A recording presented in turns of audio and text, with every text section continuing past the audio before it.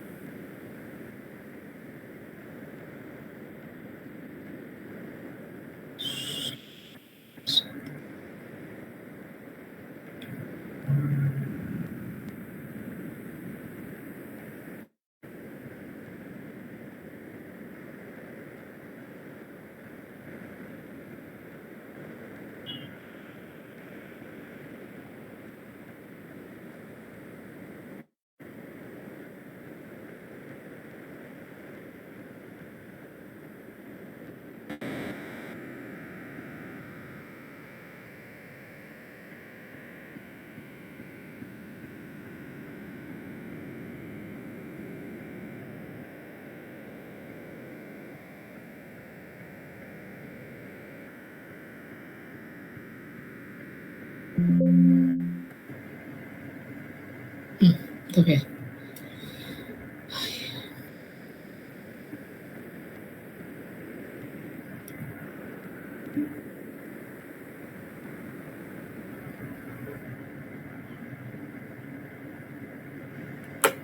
Oke, ya, selamat apa nih? Selamat malam. Assalamualaikum warahmatullahi wabarakatuh. Waalaikumsalam.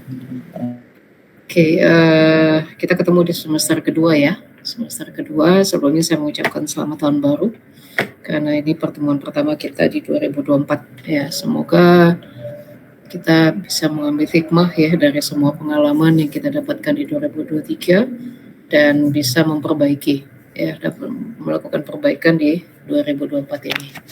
Dan ini adalah semester kedua Anda ya di Presiden University sebagai mahasiswa Teknik Elektro. Gimana kesan-kesannya satu semester di PU? Gimana kesan-kesannya?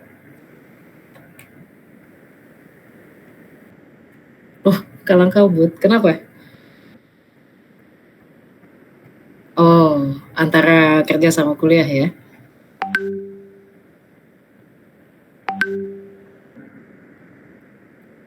Hmm,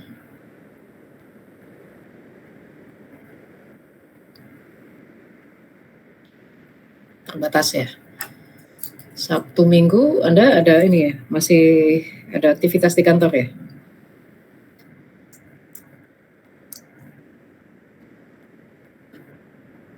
Hmm,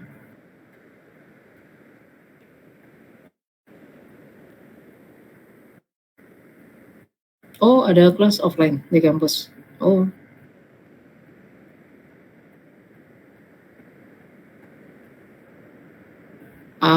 oh oke, baik. Ya, ya karena semester satu mungkin bisa dibilang semester satu itu semester Anda mengenali lah ya, beradaptasi dengan behavior di kampus ya, sekaligus juga Anda meng-adjust ini Anda, apa waktu Anda. Saya paham sekali gimana kalau karena saya juga sambil kuliah ya sama dengan Anda. Kalau kabutnya Anda S2 juga saya sambil kuliah dulu. Jadi memang apa namanya? Ya itu ya, challenge-nya di sana, bagaimana kita bisa mengatur waktu kita. Dan mungkin ini ya sedikit bocoran saja, justru semester satu, 2, dan 3 ini, ritmenya itu masih masih ini loh, masih bersahabat lah gitu ya. Saya bukannya nakut-nakutin, tapi maksud saya itu, eee, di semester nanti ada semester kalau udah masuk semester inti kan ya, Anda masuk semester mata kuliah inti. Nah tentunya itu mata kuliah inti ini maksudnya di mata kuliah elektronya. Kalau kemarin Anda bisa lihat ya, ada beberapa mata kuliah yang seperti mata kuliah saya ya, Economic Survival ini kan mata kuliah universitas yang ya pastilah ya kalau dibanding tingkat kesulitan dan seterusnya itu jauh lebih lebih ringan ya dibanding dengan mata kuliah inti kita, teknik elektro. Nah, karena itu saran saya itu, mumpung Anda masih di semester satu, 2, dan 3, usahakan nilai Anda itu maksimal. Buat apa? Buat subsidi silang gitu kan, buat subsidi silang in case nanti Anda di tahun kedua lah ya, tahun kedua itu dengan materinya sudah materi inti, tentu tingkat kesulitannya juga, lebih berat gitu kan. Nah, sehingga nanti di rata-rata GPA itu atau total Anda itu, kalau misalkan ada penurunan tetapi disubsidi oleh semester awal yang materinya masih masih lumayan gitu kan. Nah, jadi secara GPA akhir Anda itu masih inilah, masih oke gitu ya. Lalu yang kedua memang,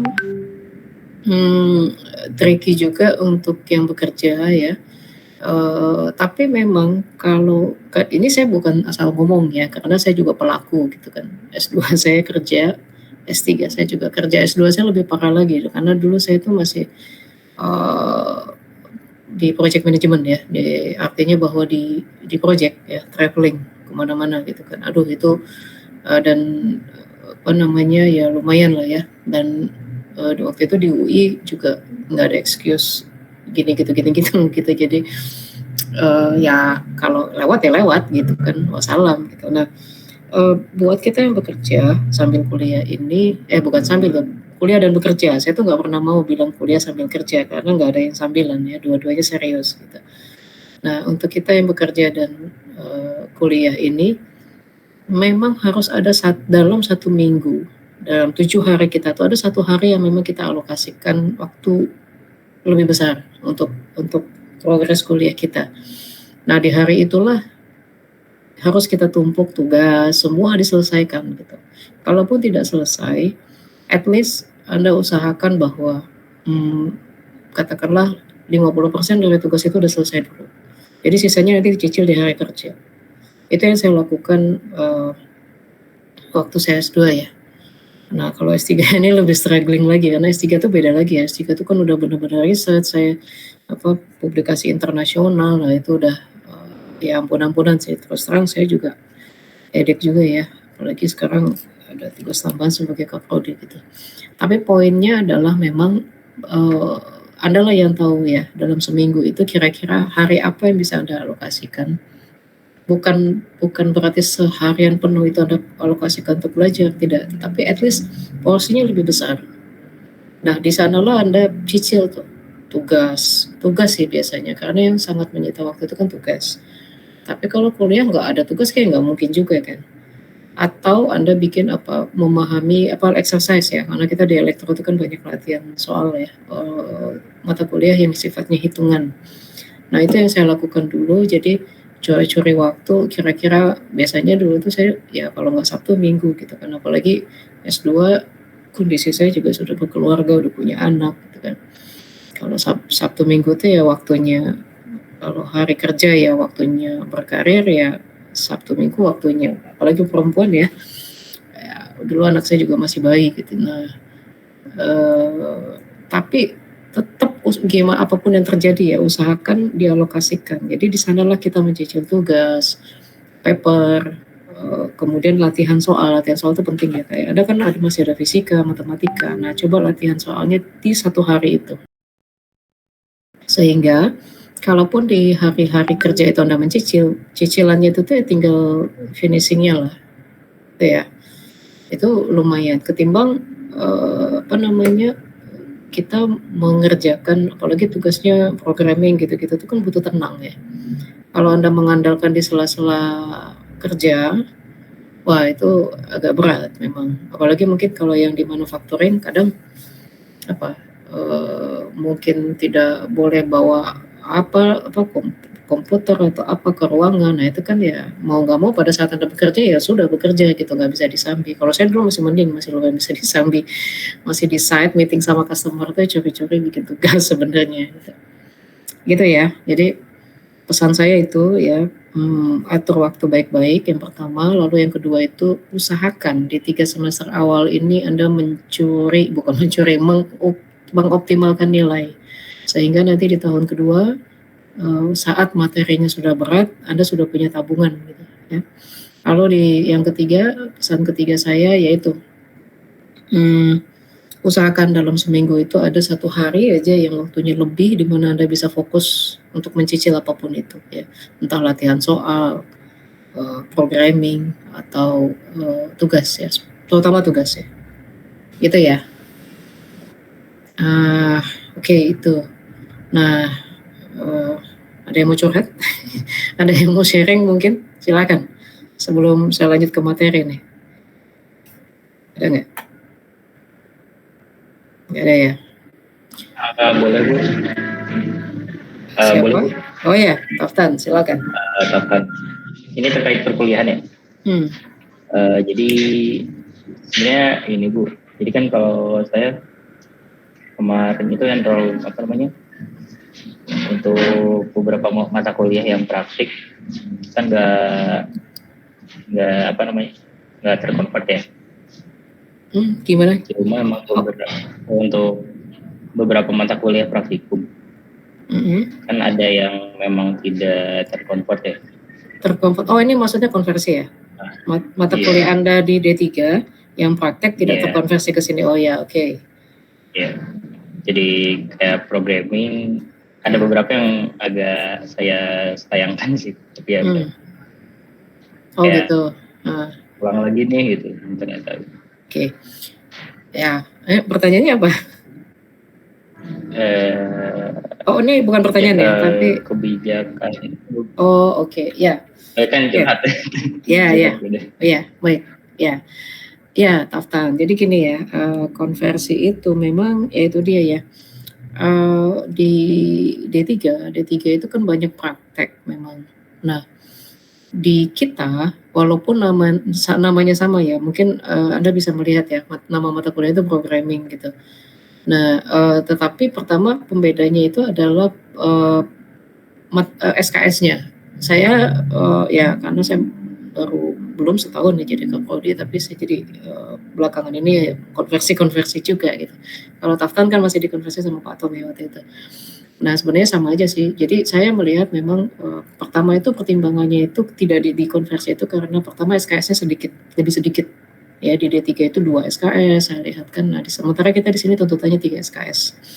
Nah lalu kalau di D3 saya maklum pasti banyak praktek karena memang namanya D3 itu pasti pembobotan besarnya itu di praktek. Nah sementara kita S1 gitu. Jadi untuk beberapa mata kuliah walaupun misalkan namanya sama, cuman memang concern antara S1 dengan D3 itu tadi ya, di mana S1 itu difokuskan untuk bisa apply langsung praktek, tetapi di S1 itu ada analitiknya juga gitu.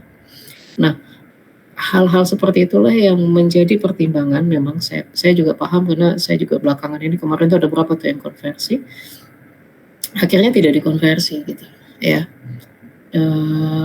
Kemudian kalau programming itu kalau nggak salah kita pakai Python ya. Nah, kadang apakah di tempat Anda kemarin juga pakai Python apa tidak? Itu juga saya kurang paham kan ya. Jadi biasanya pertimbangannya itu Taftan. Pertama SKS-nya sedikit, lalu kedua karena memang itu tadi dulu saat SD3 itu memang fokusnya kan memang di praktek ya. Nah, sementara kita di S1 ini ada muatan analitiknya. Kita harus bisa menganalisis gitu. Sehingga itu tadi atas pertimbangan itu ada beberapa mata kuliah yang akhirnya walaupun nama mata kuliahnya sama, tapi di sini mahasiswa jadi ngambil kembali. Kurang lebih begitu sih Taftan. Nah, cuman kita itu ada ini kok, ada patokan. Jadi walaupun dari manapun Anda, rata-rata itu pasti jumlah yang diakuinya itu sama gitu, bukan sama persis ya, plus minus sama gitu. Ya nggak ada yang jomplang-jomplang gitu enggak. Mungkin kemarin kalau Anda pindah ke jurusan lain, wah itu pasti jomplang gitu kan, karena pasti itu tadi. Misal nih Anda dari elektro, kemudian Anda pindah Anda di sini masuk ke prodi yang mungkin nggak terlalu relevan dengan elektro, pasti dia akan melihat di D3 itu Anda dulu belajar apa. Karena S1 itu pembentukan analitisnya itu salah satu outputnya maksud saya, salah satu outputnya itu begitu Anda dilihat itu belum dapat ya atau bobotnya lebih kecil dari yang kita butuhkan di sini, akhirnya itu harus diambil. Nah, jadi biasanya kayak gitu tuh. Demikian pun kalau misalkan ada anak non elektro yang masuk ke elektro gitu. Nah, mungkin jadinya konsekuensinya itu sedikit dia jadi lebih banyak mengambil dibanding dengan D3 elektro yang ke elektro. Gitu ya, Taftan. Semoga menjawab. Halo. Oke, Bu. Ya. Oke, ya saya berharap ada berapa nih sekarang? Ada 20 mahasiswa ya. Anda bisa 20 mahasiswa yang masuk, ya saya berharap 20 juga yang keluar gitu ya. Tidak ada yang tereliminasi di tengah jalan. Oke, saya rasa itu ya. Nah, berdayakan juga pembimbing akademik ya pada saat Anda ada kesulitan atau mau bimbingan ya diskusilah sama pembimbing akademik ya. Jangan nggak komunikasi gitu. Perlu itu komunikasi dengan pembimbing akademik. Oke, itu terkait hal umum ya. Ini sedikit ada muatannya karena muatan ininya juga karena ya kewajiban saya sebagai Kaprodi dan Anda mahasiswa elektro, tentu saya harus perhatikan benar-benar tentang hal ini.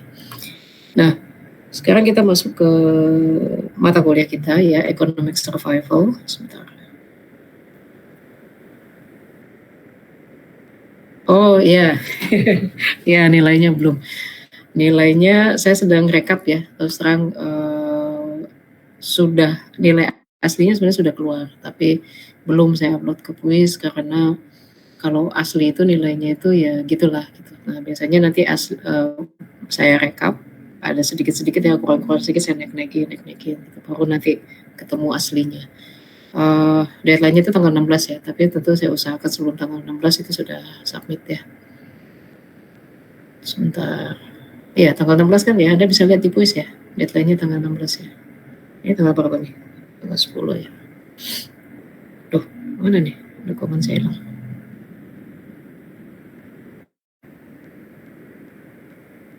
Nilai yang lain sudah keluar semua nilainya. Mata kuliah lain gimana?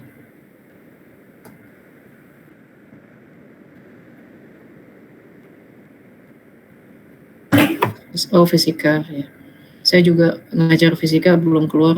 Aduh, fisika itu kan online.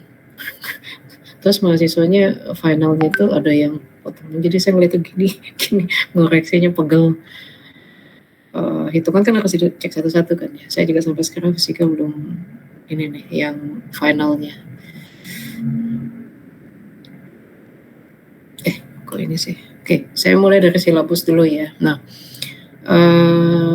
kemarin kan bisnis apa namanya, bisnis karena apa istilahnya, bisnis ini bisnis launch ya. Jadi economic survival itu kan ada 2 tahap ya. Economic survival 1, kok lupa saya. Yang pertama itu kita merancang dulu ya.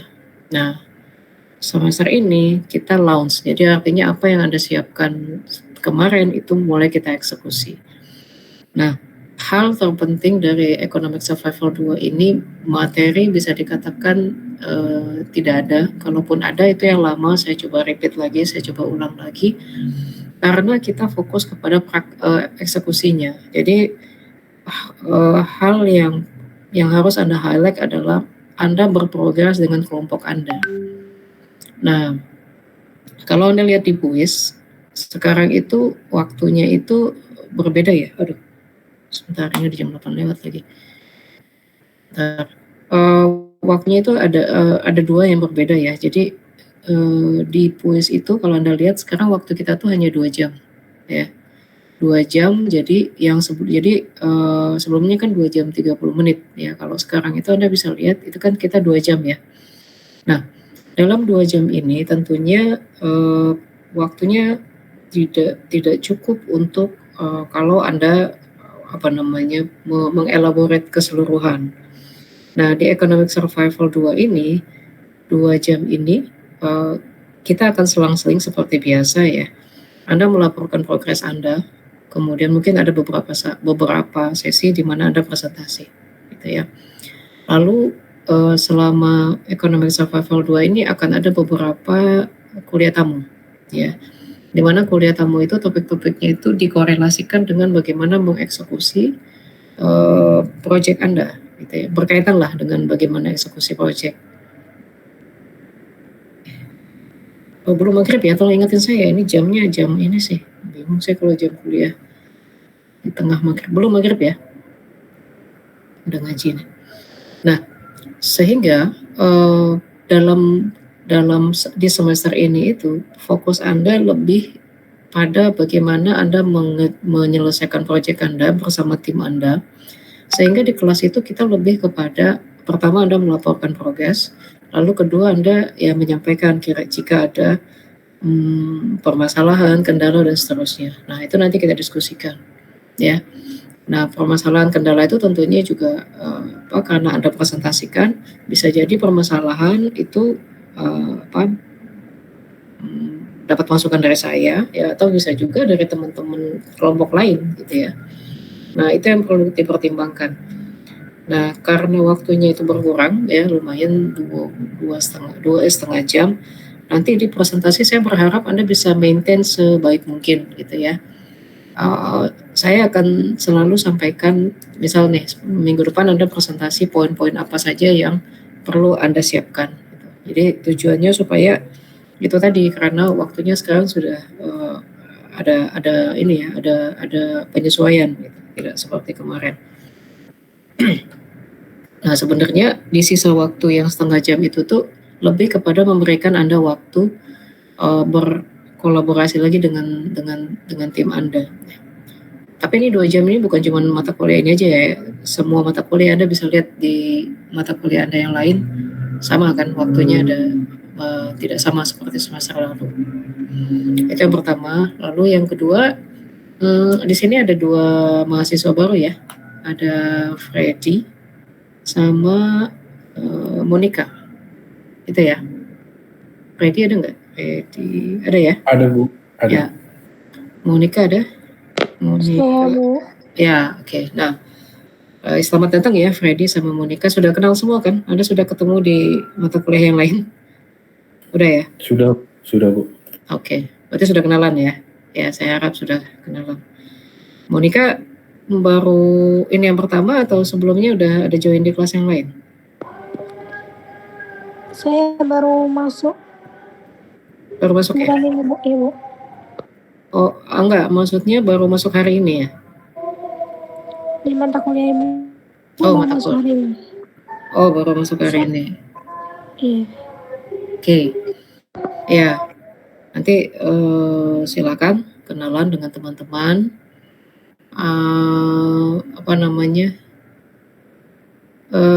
di sini ya, jadi mungkin untuk Freddy dan Monica ya, karena baru masuk, saya ingin kasih intro dulu mengenai mata kuliah ini ya. Jadi ini saya masih sharing screen kan ya. Jadi mata kuliah Economic Survival ini adalah mata kuliah yang berkaitan dengan entrepreneur sebenarnya ya, kewirausahaan.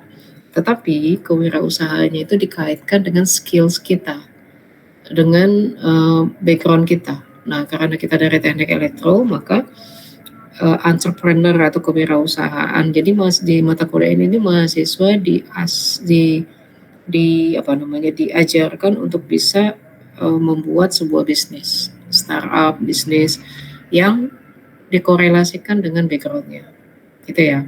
Nah, ini adalah mata kuliah universitas ya, sehingga semua mahasiswa baru itu dari semua prodi ya, jadi prodi manapun itu ada mata kuliah ini, gitu ya. Nah, Economic Survival 2 ini adalah kelanjutan dari Economic Survival 1, gitu ya. Nah, di semester lalu kita itu mulai mengeksplor dari awal sekali, jadi dari menggali ide, apa sih bisnis yang akan dicari gitu kan. Nah, menggalinya dengan menggunakan prinsip design thinking ya.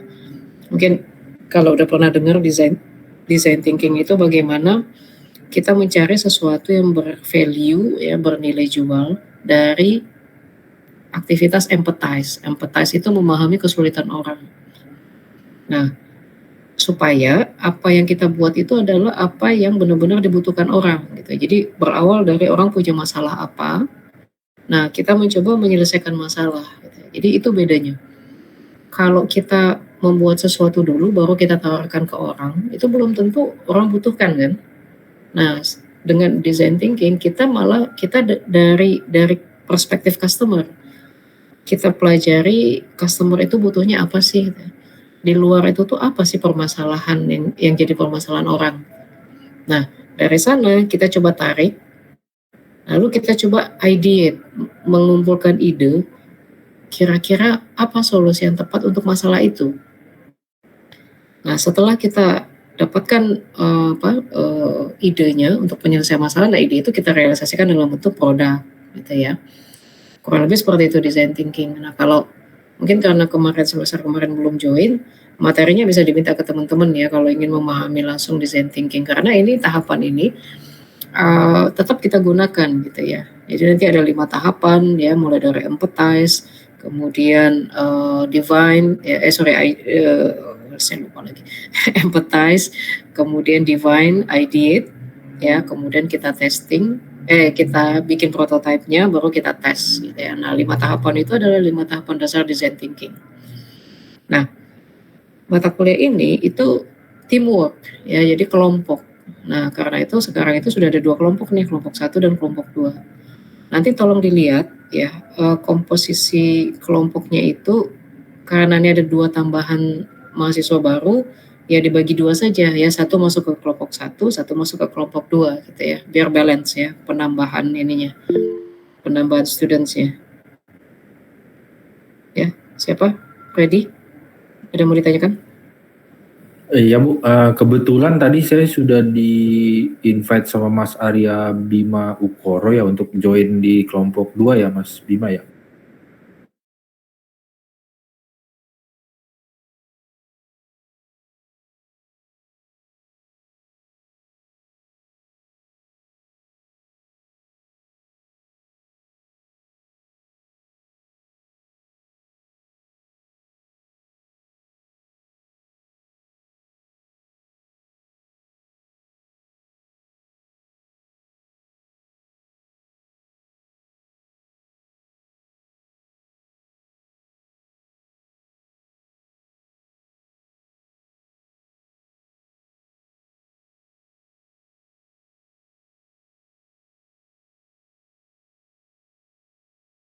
Kelompok 1 banyak yang keluar kayaknya kemarin. Oh iya, ada berapa ya? Nah, di kelompok 1 ada berapa sekarang? Di kelompok 1 yang keluar ada 2.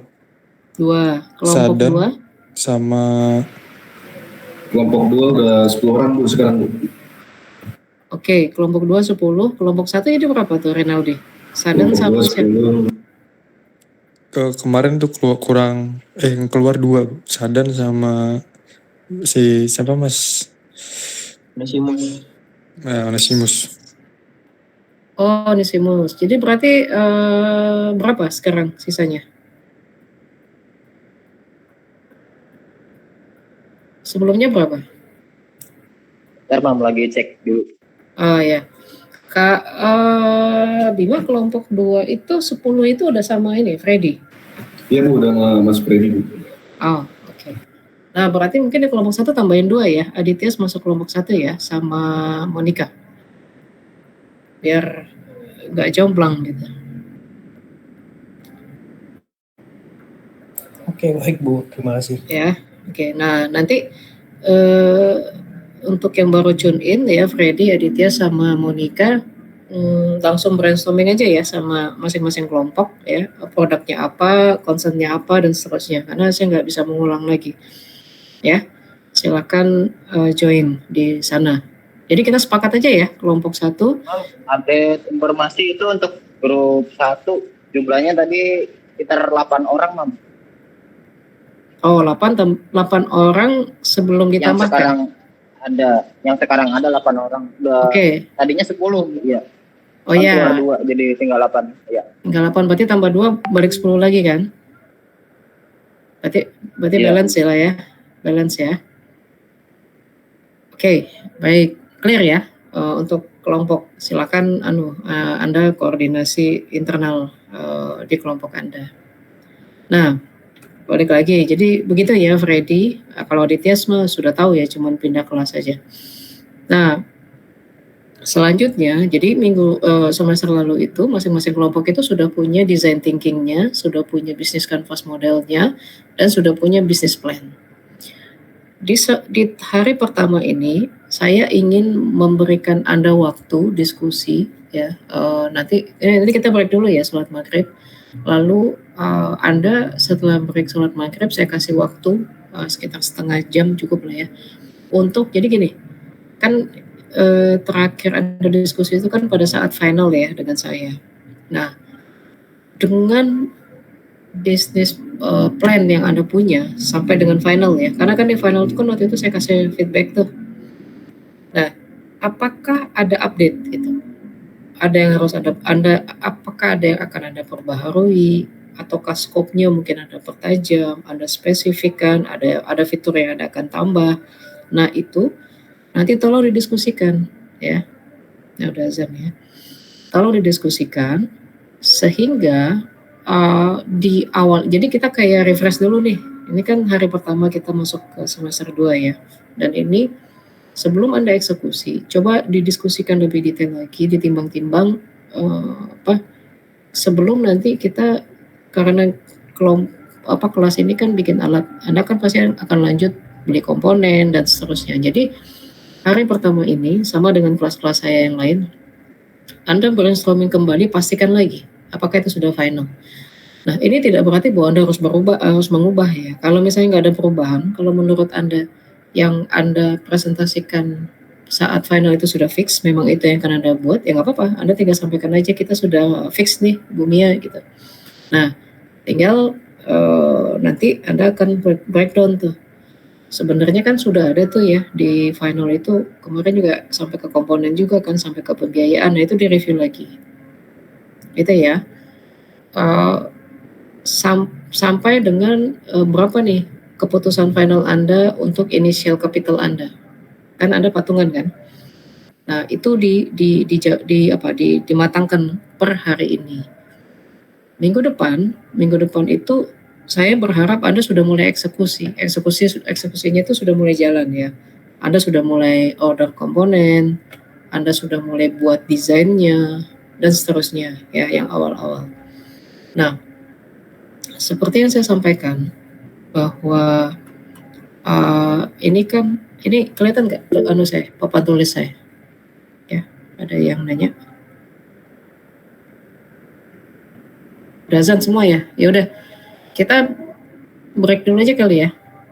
Saya kasih Anda waktu sholat, lalu nanti habis sholat itu Anda diskusi dulu internal.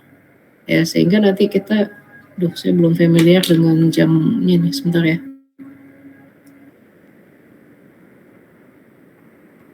Ini pagi. Anda mana nih? Ini ya. 17.30 sampai 19.30. 19.30. 18.45. Kita nanti cukup nggak ya diskusi? 19. Sampai 18.45 cukup nggak? Nanti 19. Ya, cukup nggak? Jadi ini kita break dulu.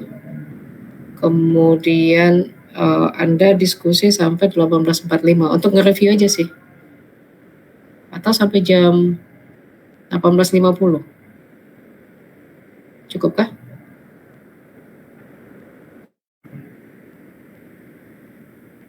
Cukup nggak? Ini udah mulai diskusi Bu maksudnya Bu? Iya, udah. Ini kan azan nih. Karena jam kita nih jam di tengah antara azan maghrib sama ini. Nah, jadi maksud saya kasih break dulu untuk azan maghrib untuk sholat maghrib. Kemudian dilanjut, Anda diskusi dulu sebentar dengan tim Anda gitu, untuk memastikan kira-kira ada yang diupdate nggak gitu. 18.45 cukup nggak? Jadi nanti kita masuk lagi 18.45 gitu. Cukupkah? Kita maksimalin Bu. Ya, ini nggak berarti ini final juga, enggak. Tapi at least saya dapat inilah. Anda apa yang Anda kirimkan di final itu sejauh ini belum ada perubahan mendasar gitu. Kalau perubahannya tipis-tipis, apakah kecil-kecil nggak masalah. Maksud saya itu ada nggak perubahan signifikan gitu. Nah, itu mungkin tolong disampaikan ya. Nah, setelah itu, selebihnya itu nanti Anda akan merumuskan timeline. Nah, seperti yang saya sampaikan, bahwa kita itu akan ada exhibition di minggu ke-16 ya. Tetapi terkadang dia maju ke minggu 15. Jadi tolong dipastikan bahwa kita hitung progresnya itu sampai minggu 14 saja. Artinya di minggu ke-14 itu produk Anda tuh sudah ready gitu, udah siap untuk di-exhibition-kan. Karena saya jaga-jaga nih, karena ada juga satu semester itu dia itu maju gitu, exhibition-nya di minggu ke-15. Gitu ya. Jadi kita sepakat aja untuk menghindari itu, asumsikan bahwa target kita itu minggu ke-14 barangnya ready. Produk Anda ready. Gitu ya. Biar kita nggak kocar-kacir nanti gitu. Oke ya, sekarang saya kasih break dulu untuk sholat ya, 18.45 nanti kita masuk lagi untuk lanjutin diskusi ya. Oke, silakan sholat dulu. Iya Bu. Ya. Anda kira-kira ada ini nggak? Halo? Ya. Gimana? Ini mungkin dari kelompok 1, cuman tadi kan kita ada tambahan ini baru, persen baru. Ya. Kita baru ini sih tadi tahap perkenalan belum nyampe. Oh. Iya. Oke. Ya, baik, nggak apa-apa. Tapi nanti akan ada ini ya, akan ada sedikit perubahan ya. Ya, mungkin nanti akan, sekarang paling mulai diskusiin terkait proyeknya itu, mau mulai start dari mana startnya gitu. Oke, baik. Ini maaf mau nanya. Ya. Kita perlu ganti nama-namanya nggak ya? Yang sebelumnya kayak yang kemarin itu yang apa ya, yang di semester 1. Apa tuh? Ganti nama yang mana? Kan ini kan kemarin teman kita 2 orang udah nggak ya. Kita kan masuk lagi yang baru. Yang baru ini kita tambahin ke yang data yang pas semester 1 atau nggak usah ya? Oh, kalau semester 1-nya nggak usah, karena kan mulainya dari sini. Cuma nanti kan ada struktur tuh, Anda kan punya struktur organisasi kan. Nah, yang baru itu menggantikan aja. Yang nanti kan pasti di presentasi Anda atau di final nanti atau di meet nanti Anda menampilkan lagi nih struktur organisasi tim Anda. Nah, struktur organisasi itu tolong diupdate dengan kondisi terakhir ya. gitu ya. Oke, kelompok 1 udah. Kelompok 2 gimana? Kira-kira ada update atau tetap lanjut dengan atau nggak ada? Sudah matang yang kemarin. Kelompok 2? Kelompok 2 ya sorry kelompok. Untuk kelompok 2 untuk mungkin dari segi hitung-hitungannya mungkin kita perlu struktur lagi kali ya Bu. Oke. Hitungan apa nih? Finance-nya. Oh oke. Ya. Capital Bu, capital. Ya baik. Oke. Untuk bagian lain? Kalau dari secara teknis mungkin aman. Oh oke. Berarti di finansialnya ya yang berubah. Iya. Ya, baik. Ya, mungkin perlu mungkin kita bikin dua budget prototype sama budget produk yang aktualnya nanti gitu, dibikin 2 versi. Oke. Baik. Tapi si prototipenya itu nanti merepresentasikan fungsi kan? Fungsinya ya? Ya, oke. Ya, baik. Nggak apa-apa. Jadi Anda akan ada adjustment ya di sana.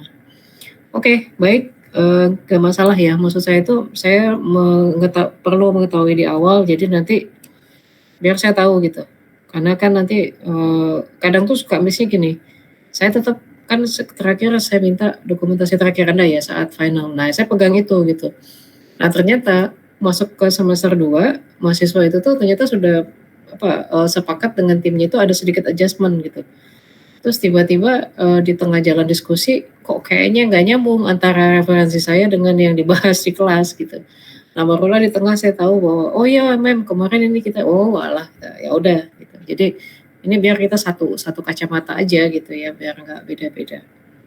Baik.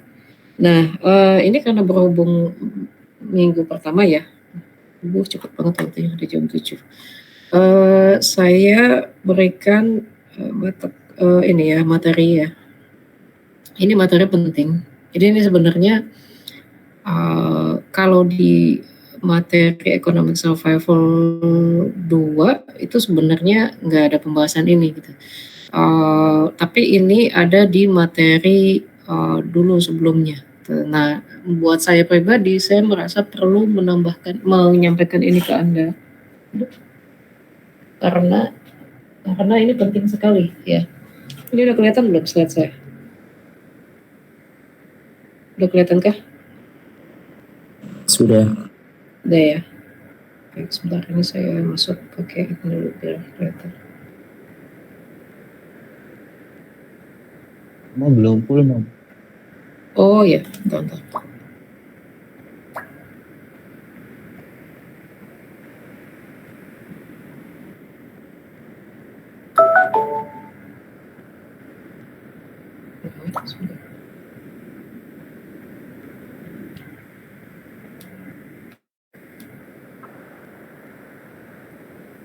Oke.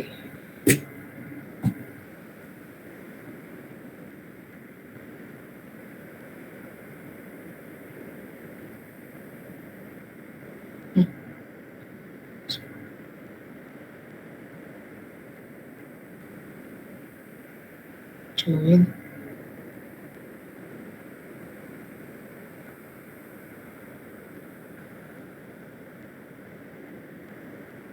Ya. Baik. Nah, kenapa saya perlu highlight di sini? Karena Anda itu akan eksekusi nantinya. Jadi, saya akan critical thinking ya. Nah, sebenarnya ini materi sudah pernah kita singgung di semester sebelumnya. Nah, saya singgung kembali, ya saya sampaikan kembali karena saya merasa ini penting sekali. Ini akan menentukan, ini penentu utama juga kesuksesan Anda pada saat Anda mendeliver project Anda nantinya. Nah, critical thinking itu ada 2 ya, ada critical thinking dan ada analytical skills ya. Nah, nanti ini perlu ya, apa bedanya dan apa pengaruhnya terhadap jika kita akan merunning sebuah bisnis misalkan, atau jika kita akan membangun sebuah startup.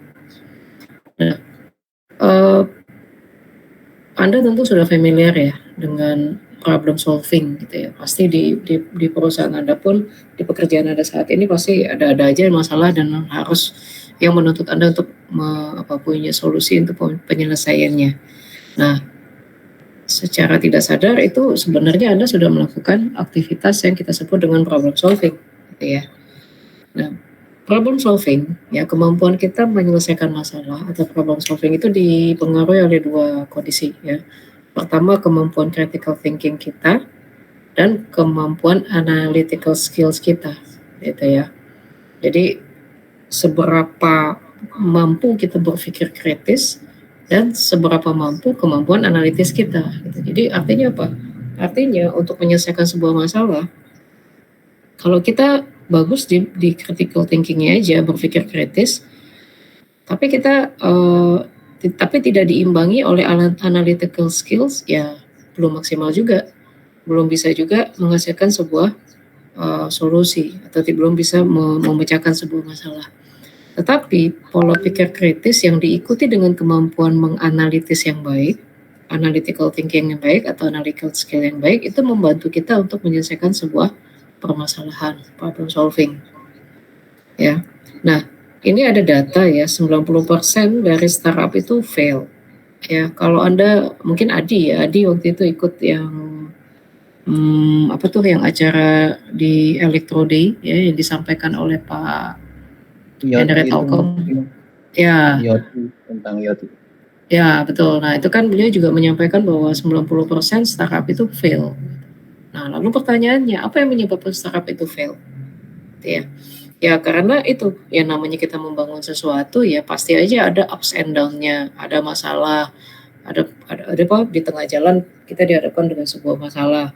Nah, pada saat startup ini menemukan masalah, mereka tidak berhasil untuk menyelesaikan masalah itu. Problem solving kan artinya. Nah, karena itulah ini fakta ya, ini ada penelitiannya. Ini saya buka penelitiannya. Ini kalau Anda klik ini penelitian di IEEE. Nah ini ya, predicting the outcome startup, less failure, more success ya. Jadi ini disampaikan di conference internasional ya. Nanti mungkin saya kirim buat Anda baca-baca ya. Jadi di sini disampaikan bahwa banyak memang startup tetapi banyak juga yang fail gitu. Jadi 90%, jadi hanya 10% yang berhasil. Nah, kita perlu belajar nih. Kenapa sebanyak itu gitu ya, startup itu fail? Pasti tentu ada penyebabnya gitu ya. Nah, salah satunya ya, bukan satu-satunya, tapi salah satunya itu ketidakmampuan mereka untuk menyelesaikan permasalahan. Karena apa? Karena itu tadi, entah critical thinking-nya yang bermasalah ya, atau tidak terlalu kritis untuk menghadapi sebuah masalah, atau critical thinking-nya sih udah, tetapi tidak diimbangi dengan analytical thinking-nya. Gitu ya. Tapi problem solving ini bukan satu-satunya ya, ada banyak juga. Nah di sini sebutkan ya ada banyak kriteria yang menyebabkan startup itu tidak berhasil. Gitu. Tapi memang salah satunya yaitu tadi, itu ya. Nah ini ya, ini dijelaskan di sini. Tapi ini saya nggak terlalu dalam di sini ya. Saya balik lagi ke fokus kita di critical thinking ya. Nah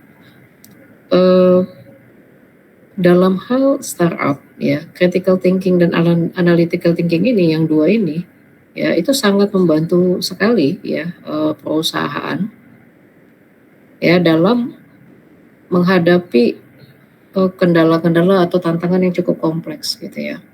Kemudian tidak hanya itu, dengan menggunakan critical thinking dan analytical thinking itu memungkinkan kita juga, membantu kita juga untuk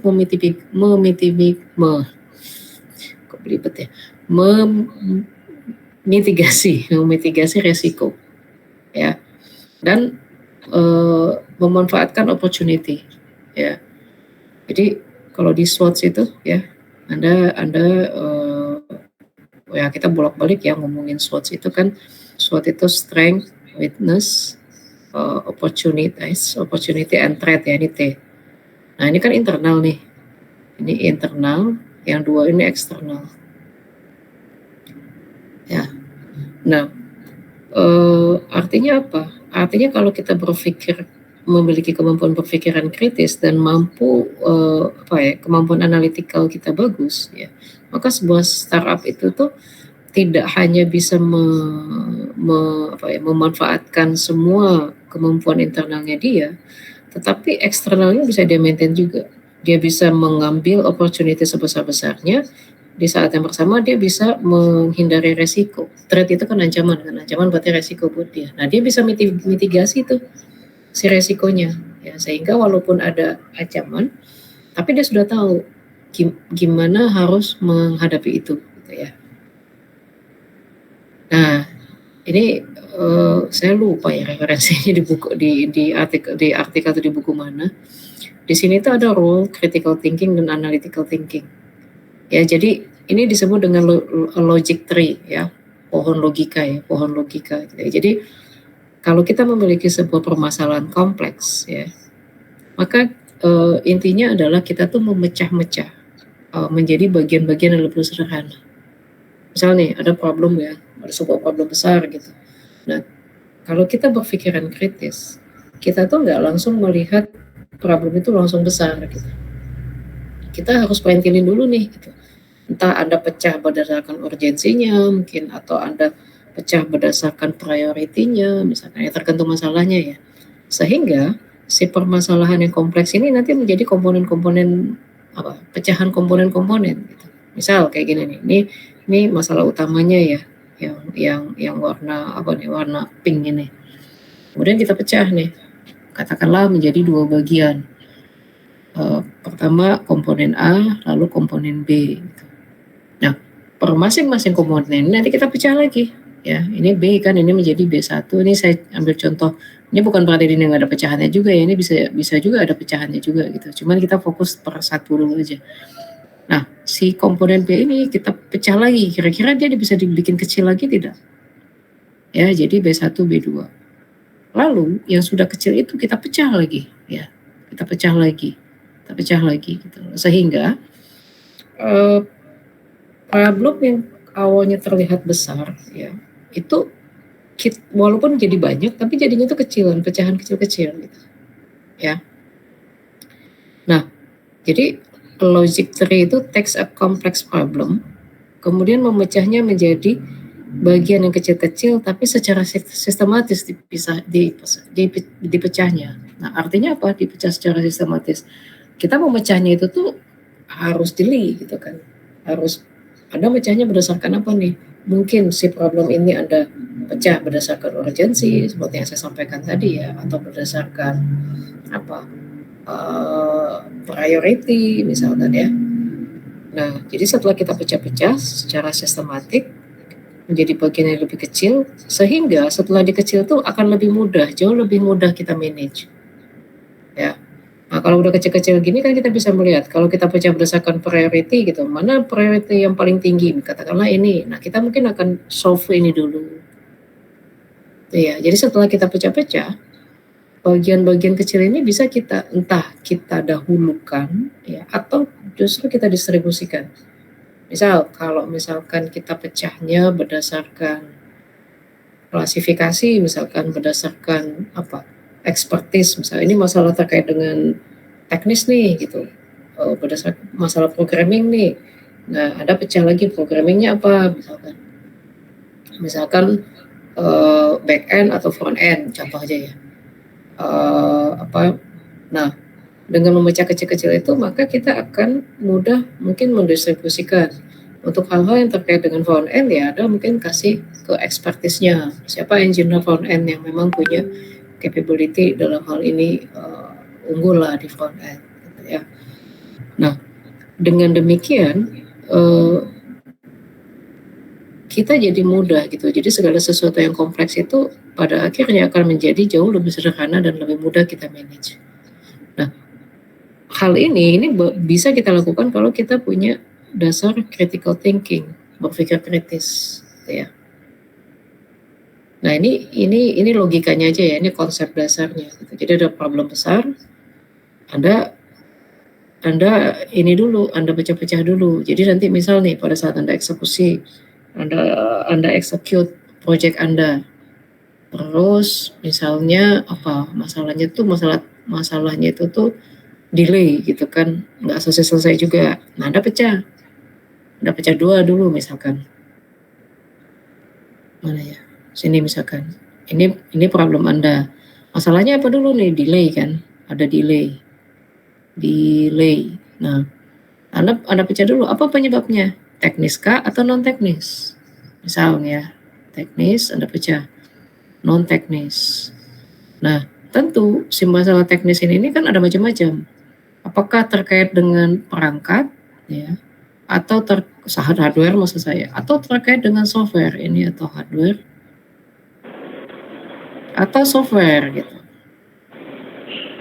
Nah, nanti hardware-nya itu di mana gitu kan, ada tergantung ya. Anda mungkin kalau perangkat Anda banyak kompleks ya, mungkin hardware Anda juga banyak. Demikian juga software-nya di mana? Apakah di coding atau di mana, atau di algoritma atau apa gitu. Non teknis pun begitu, Anda breakdown ya. Nah, ternyata di non teknis ini nggak masalah, ini yang masalah misalnya. Kemudian di teknisnya itu tuh hardware-nya sih nggak masalah, oke semua ya, ini oke. Oh, ternyata di software-nya misalkan. Nah, sehingga dengan demikian kita bisa fokus gitu. Oh, berarti permasalahan ini. Nah dari sini berarti apa nih? Kalau kita tidak bisa men-breakdown begini, kita tuh hanya tahu bahwa perangkatnya belum selesai nih. Problemnya tapi problem intinya di mana kita nggak tahu gitu. Ya. Dan ini Anda tentu harus duduk bareng semua. Gitu. Artinya bukan, walaupun di kelompok Anda tuh mungkin ada yang penanggung jawab R&D atau apa, tetapi dalam hal mengidentifikasi ini kita nggak bisa, itu kerjanya dia gitu, nggak bisa. Kita harus duduk bareng, ya, untuk memastikan bahwa memang yang menjadi root cause masalahnya itu bagian yang mana, gitu ya. Nah, ini contohnya begitu Anda pecah-pecah sehingga kita bisa tahu. Nah, nanti tergantung Anda solvingnya apakah berdasarkan priority ataukah berdasarkan expertise atau apa. Ini contoh ya. Ini contoh implementasi logic tree itu who took my sandwich ya. Nah, misal nih Anda di kantor gitu kan. Anda beli sandwich buat makan siang gitu ya. Kemudian si sandwich Anda datanglah ke ada toko sandwich di dekat kantor Anda beli, kemudian Anda pulang ya. Anda balik, Anda pulang, Anda makan siang, kan Anda balik ke kantor, Anda taruh sandwichnya di meja Anda misalnya, ya. Kemudian Anda keluar dulu, Anda kemana gitu kan, meeting ya keluar lah, nggak di meja. Nah balik ke meja, nggak ada sandwichnya, hilang gitu kan. Nah terus jadi pertanyaan dong, who took my sandwich? Ya, siapa yang ngambil sandwich saya? Nah berarti Anda melakukan investigasi ya berdasarkan logic tree, kita coba investigasi. Ada kemungkinan someone in the office atau someone off the street gitu ya. Nah, kemungkinannya orang dalam ya, ordal gitu ya. Orang dalam perusahaan ya, atau orang luar, bukan teman Anda. Tetapi melihat karena Anda naruh sandwichnya di kubikel Anda, nggak mungkin dong orang luar masuk gitu kan. Berarti ini Anda eliminate. Ya, berarti orang dalam dong, ordal. Nah, si orang dalam ini apakah orang-orang di tim Anda atau orang dari tim luar gitu teman satu kantor tapi tim yang beda gitu, tim yang lain gitu ya. Nah, kita coba menginvestigasi. Mungkin Anda tanya-tanya, tadi ada yang datang ke sini enggak gitu kan? Ada yang ini ada yang mampir ke ruangan kita enggak? Gitu. Ada tanya ke tetangga Anda mungkin, enggak ada gitu. Dari tadi kita aja kok. Nah, artinya Anda bisa mengeliminate ini. Setelah Anda investigasi, enggak ada yang datang gitu. Jadi yang ada di ruangan itu ya orang-orang itu juga. Artinya apa? Artinya ini bisa kita eliminate gitu kan. Maka Anda akan fokus ke sini. Ya.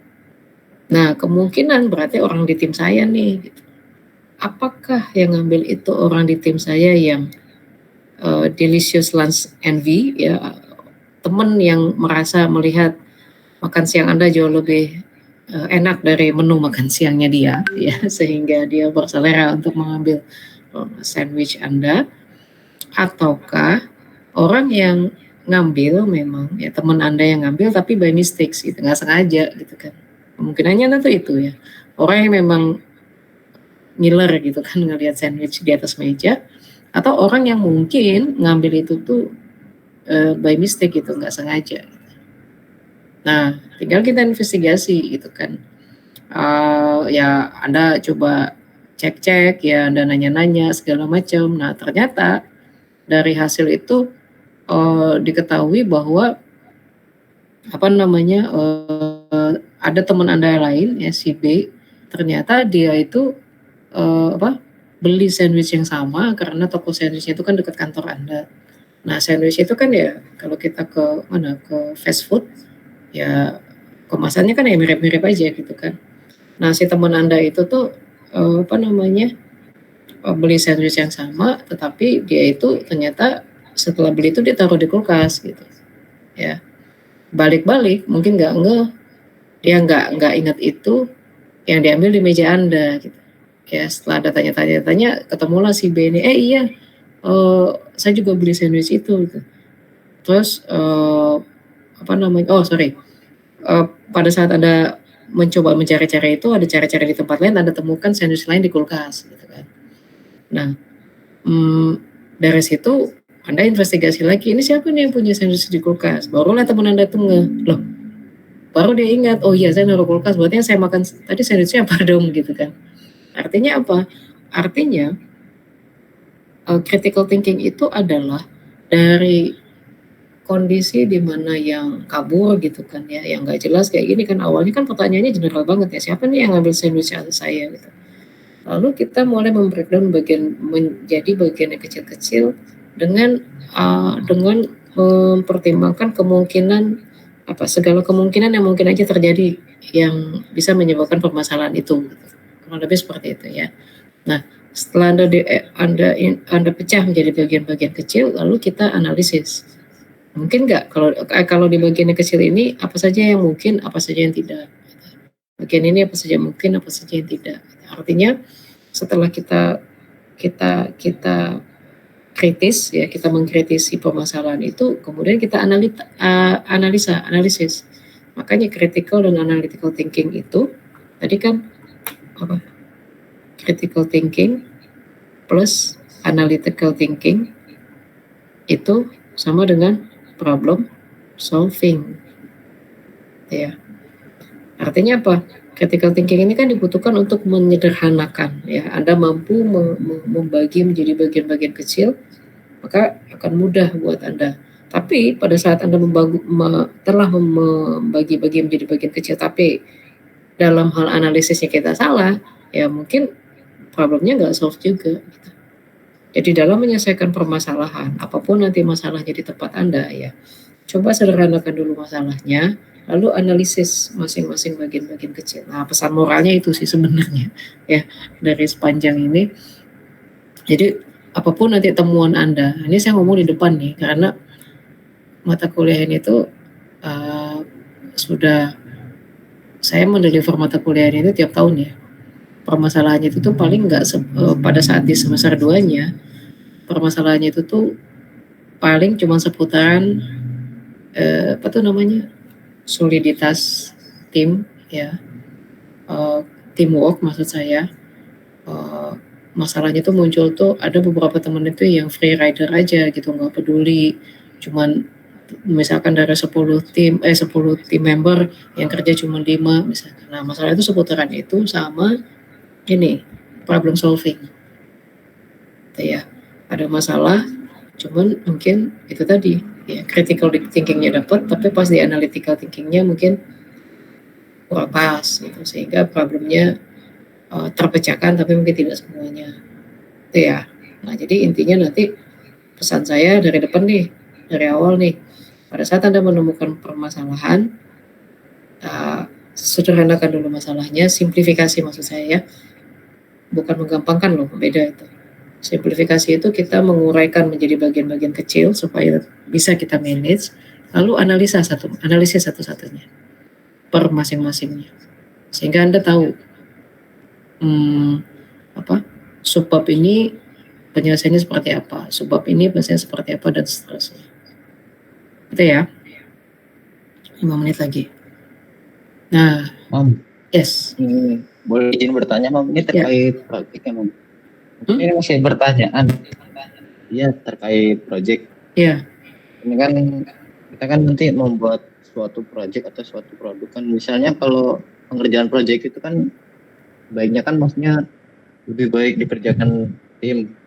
Nah, mungkin untuk pertanyaannya itu kan kalau kemarin kita pembagian projectnya itu pembagian tugas atau job desk-nya kan baru ditulis doang, cuman kan belum sampai ke arah fokus. Misalnya tim engineer dia yang ini, nanti tim pemasaran dia yang memarketkan atau yang mencari barang. Nah, maksudnya untuk pembagian project-project itu sebaiknya bagaimana ya, kan dalam satu tim itu ada, maksudnya misalnya ada pengalaman nih, dari tiap-tiap orang kan punya latar belakang sendiri-sendiri.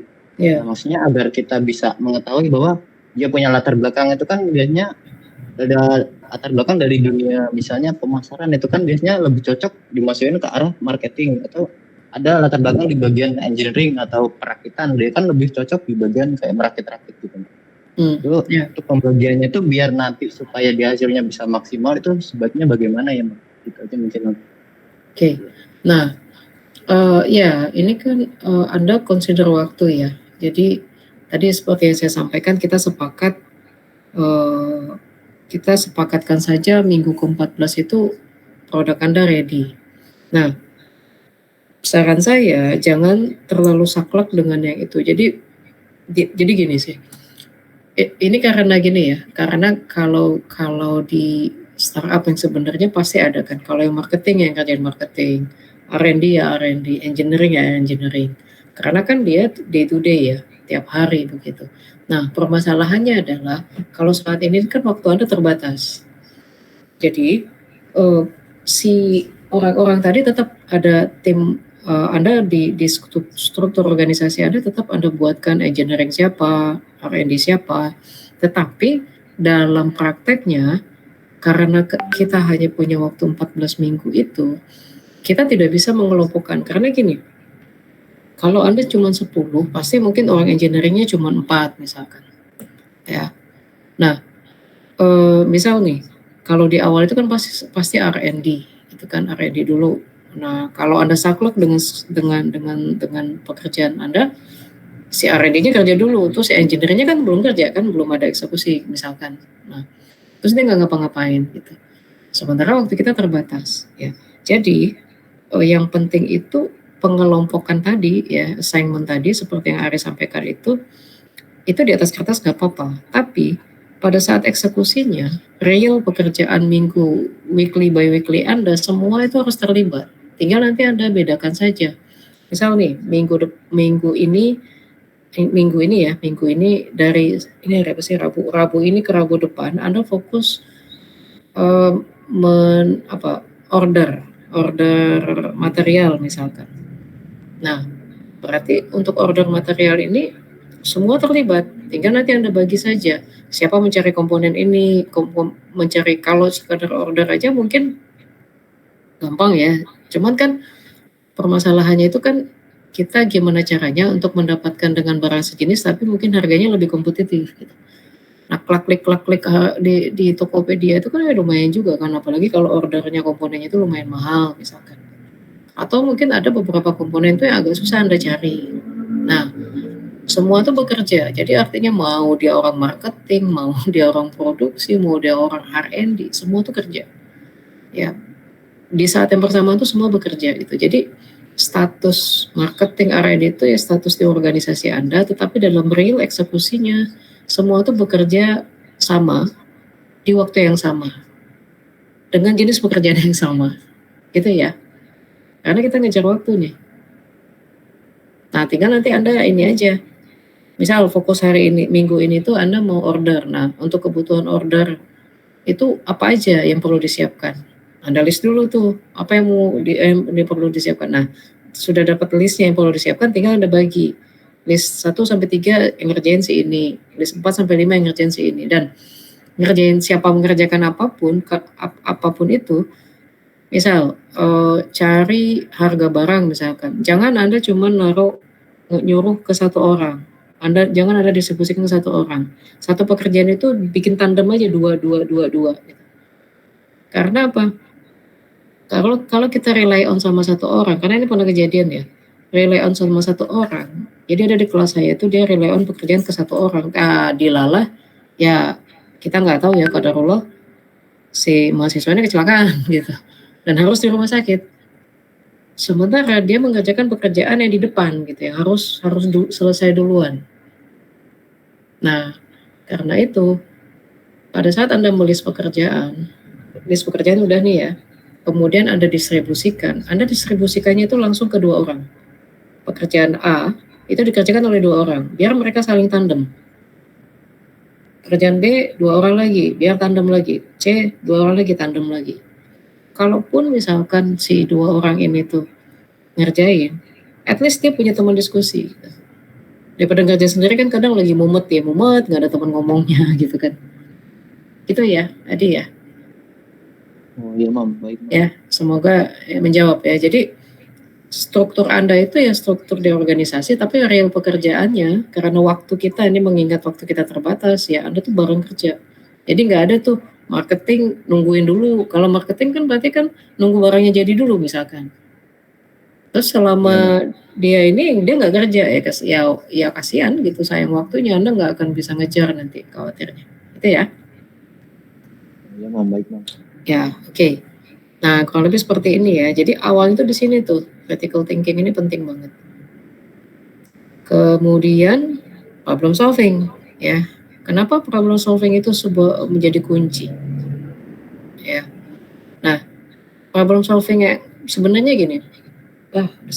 Problem solving yang efektif itu tidak hanya untuk jadi gini, problem solving itu dibutuhkan tidak hanya sebatas gimana kita bisa menyelesaikan masalah loh ya.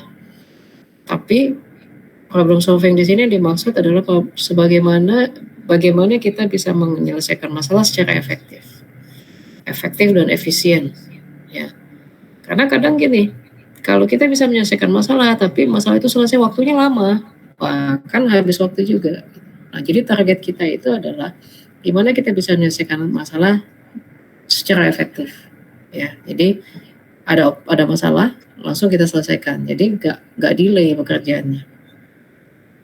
Nah, kalau kita punya problem solving yang baik, itu juga memungkinkan kita untuk memanfaatkan opportunity yang ada, unlocking opportunity, membuka peluang-peluang.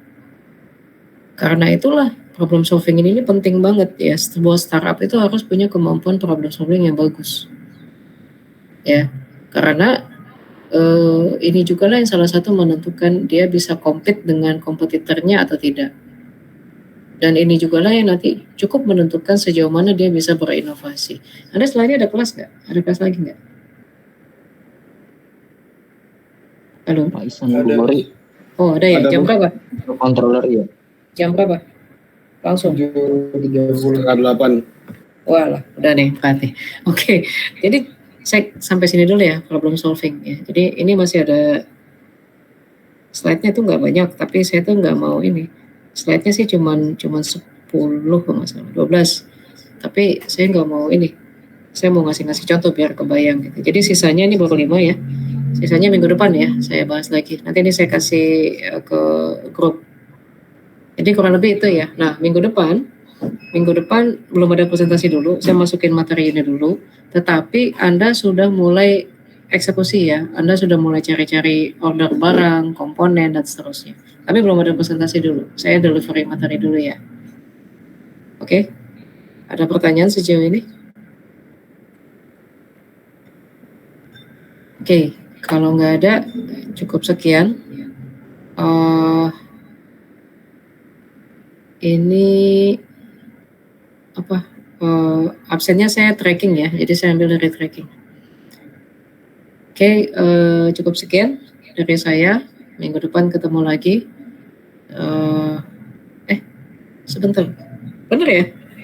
sampai setengah 8 kan? Jamnya aneh soalnya. Ya bener ya, 19.30 ya.